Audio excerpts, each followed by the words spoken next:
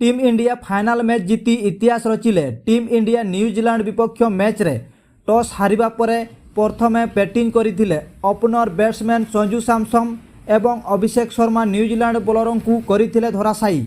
संजू सैमसन एवं अभिषेक शर्मा विस्फोरक इनिंग्स बल power play रे 92 रन पार्टनरशिप होइथिला। टी20 विश्वकप फाइनाल मैच रे पावर प्ले रे 92 रन करी भारतीय दल इतिहास रचिछंती। 2007 रु 2024 मध्य जेतिकी टी20 विश्वकप फाइनाल मैच हेछि आज पर्यंत पावर प्ले रे 92 रन केही करि पारि नाहंती। 2026 टी20 विश्वकप फाइनाल मैच रे टीम इंडिया प्रथमे बैटिंग करी 5टी विकेट हराई 255 रन संग्रह करथिले। 2026 टी20 विश्वकप फाइनाल इतिहास रे 255 रन सबुठारु बड़ स्कोर। एहा पूर्वरु टीम इंडिया 2024 टी20 विश्वकप फाइनाल मैच रे 176 रन करथिले।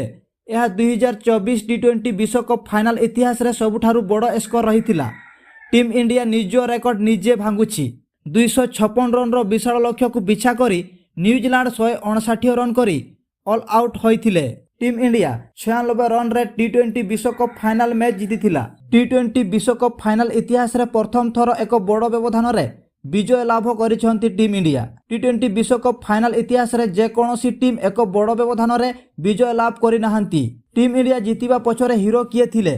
दर्शक बंधु कमेंट बॉक्स रे आपणकर मतामत लिखंतु।